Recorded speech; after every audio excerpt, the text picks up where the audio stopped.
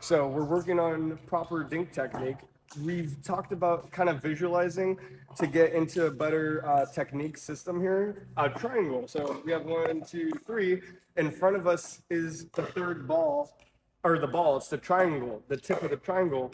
We want to imagine that we're reaching in a triangle, because if our triangle gets ugly, our arm starts to get, we start to have bad technique when we swing. So another thing is putting a ball under your armpit, and then you have this space in between your elbow, and then making sure the spacing, so we imagine a triangle, so we get the spacing right. Look, you don't want to make contact this close to your body. You want to make it in front of you. You don't want to make contact too much to the side of you. You want to be in front of you. So you can brush up on that ball and imagine that you're raising the end of your butt cap on your paddle to the ceiling. Let the angle of the paddle do the work for you. You see how the ball rolls off? That's topspin. Remember, we don't want to swing above the net. When we're dinking, you want to keep your paddle at net tape level max. So you don't want to take a swing back. You don't want to swing back. You want to keep your paddle in front and push. Make sure you bend your knees and get athletic and push the ball.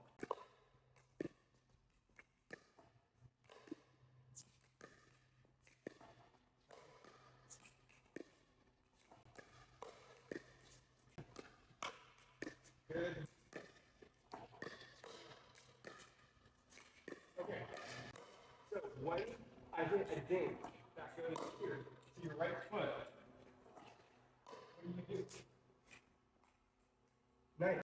You are going like this. When you do that, your swings get big. You're swinging up here. You might not realize it because you need to keep your eyes kind of more in front of you. You should never be turning your head down completely to the ground like this, because then you're swinging too high. Yeah. So if you don't take it out of the air, you take a step back. And look, I saw my triangle. I hit the ball, and then I come in. My foot comes in. So I don't hit the ball like this and stay here, or I don't hit the ball like this. You see, we don't want to do that. You want to, if you take a step back, you take a step back in. There you go. And I see, instead of here, you're going like this. You see this swing? But you just need to go like this. You just need to go like this. You just need to do this, here to here. And then you go here. You're resetting the ball. You should never have to take a swing this big to reset a ball. Nice, okay, perfect, that's how you do it. And you come right back in, amazing. There it is. You should stay balanced, and then move forward. Very controlled. I'm not doing this, and then losing my balance. Here we go. Nice, better. Better. Nice. Right there. You're still popping. Why are you popping? Because your paddle is going this high. Beautiful. I want you to practice hitting the ball cross court here. I don't want you to hit the ball here, because that's where you're going to get early. That's all you got to do. Yeah. Nice. Good. Nice. Less is more.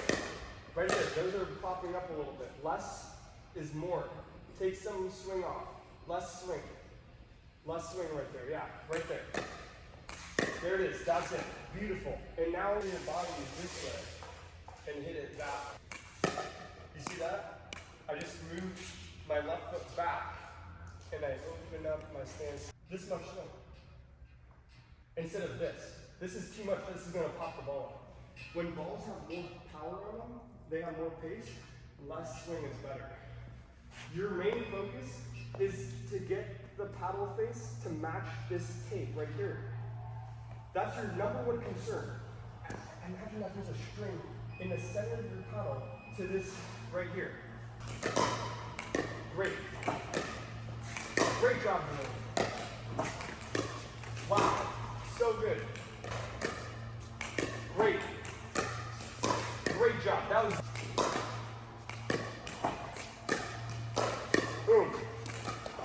And let's get it even lower. So I don't want to be able to take it out of the air. That's okay. And right there. Do you feel that? So you're going to put this ball in your armpit. That's going to force you to take a shorter swing. Because now you have to get low to the ball. And look, if you try to take a big swing, the ball's going to fall out.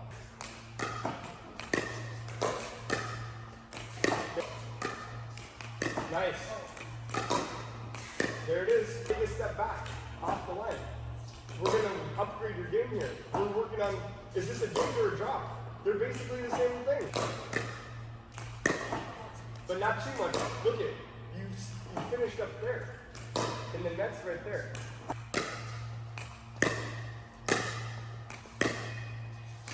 Great. Great job. Nice. Now get all the way back to the base. There. Instead of going up, you need to go out. Great job. As much spin on the balls, but it'll come. Because you're still kind of going like this. You see how flat the paddle is? And I'm going like this. The paddle is always tilted down. No matter what, the paddle is always tilted down. So when you brush up on it, the higher I come up right here, the more the ball spins. Because I'm raising it like this almost.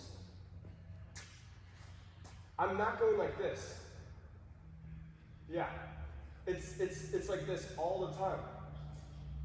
Here you go. There, that's so good. Nice.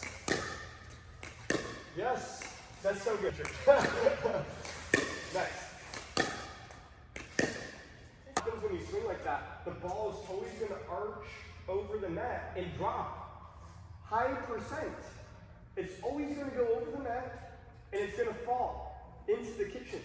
Okay, exactly. Now start at the base. Every time you hit it, come in a little bit. You're not going to come in and at the first, you're not going to make it in one trip. You got to take 2 trips. Don't come in if you thought you popped it up. If you feel like you popped it up, stay. If you feel like it's good, come in 1 step. 1 step max. Good job. Good job. Great. Nice. Okay. Your paddle should be above the net.